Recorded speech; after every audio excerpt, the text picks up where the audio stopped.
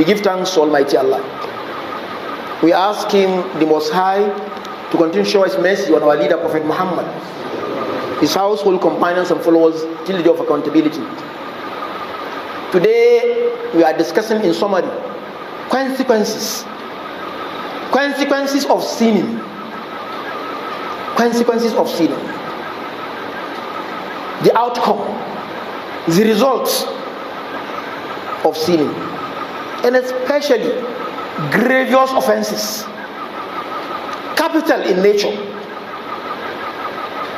People have made it a business. It's done openly. It's almost a consensus that some criminalities are no more crime in the society. The rich is involved, leaders involved, followers involved, age and young, and everybody participates. This is our situation in the nation today. Yes, Allah has honored mankind. Allah has favored us. And He makes us also to be weak. And that weakness is apparent and very clear in our attitudes. And especially in going against the directives and the commandments of Allah subhanahu wa ta'ala. You are aware of our grandfather, Nabi Adam alayhi salatu wasalam, who was given direct entry into the paradise. And Allah gave him all the enjoyments to enjoy in the paradise. Only a tree that Allah said he should not even come near, not even consuming on it. No, don't come near it. Don't come near it. But he did, because of the influence of Satan. By so doing, Allah sent him down. That's the result of our existence. And Satan himself. And He gave him some words, and he recites, and he seeks for forgiveness, and Allah forgives him. Brothers and sisters in Islam, today grievous offenses is rampant in our society. Shirk is there with its colors and natures. People go to sorcerers and they make them their small lords.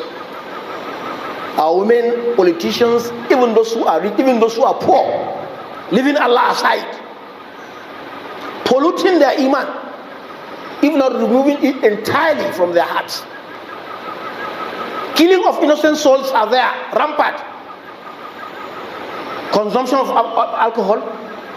Corruption is almost everywhere. In the corridor of power, ministries, parliaments, markets, homes, streets, everywhere. That's why today we are testing the punishment of what we are doing. It is as a result of what we have been engaged in doing that Allah subhanahu wa ta'ala is sending message. And the Quran has confirmed that.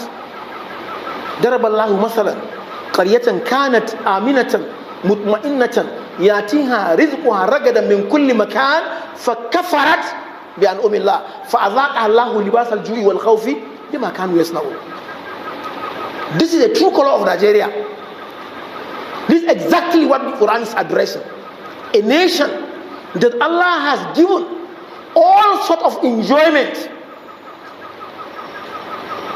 type of foods and fruits, drinks, peace. In the 80s, peace is across, except minor. Western part of the country, northern, south, south, everywhere you are even free to travel anywhere at any time. You cannot do that today. You cannot do that. Even between Kaduna and Abuja, these are the mightiest cities we know. You are in fear, a very big fear, because anything can happen. That's very unfortunate. Fear and hunger. Hunger is biting. Subsidy is biting. Added to a special hunger is biting. When you go to rural places, you will cry blood, not even weeping. People are having their farms. They don't have access to the farm. In this country, now for you to know the reality, kidnapping has reached even the capital city, where all the armed forces are, where all the security agents are, and their leaders. This is a testimony you have seen. And they are still in the hand of those criminals as I'm talking to you.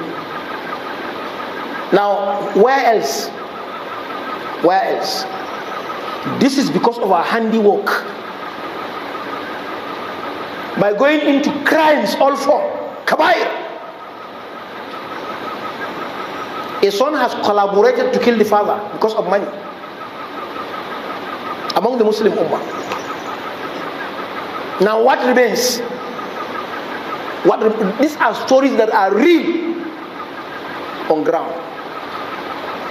Leaders of kidnapper is the imam of the camp of those who they have kidnapped, and he recites very fluently and beautifully with Tajudeen. The nation is in trouble. Allah has promised so many things of deterrent, of consequences for those who are committing kabair. Destruction. Allah has destroyed communities before us. Allah has made life difficult for them, and He's making it difficult also. وَمَنْ أَعْرَضَ عَنْ ذِكْرِي فَإِنَّ لَهُ مَعِيشَةً ضَنْكًا. That's what today we are enjoying in this nation. Life very, very difficult. People have right, but they cannot even come in their personal rights because they cannot afford coming to their offices 20 days in a month. The whole salary will consume on fuel. Very difficult life. And Allah is sending down, causing the nation, for those who are giving bribe and those who are collecting. Allah is sending, causing the ummah on daily basis in Nigeria. Rasulullah Sallallahu has said that, which means causing is all over, almost every ministry.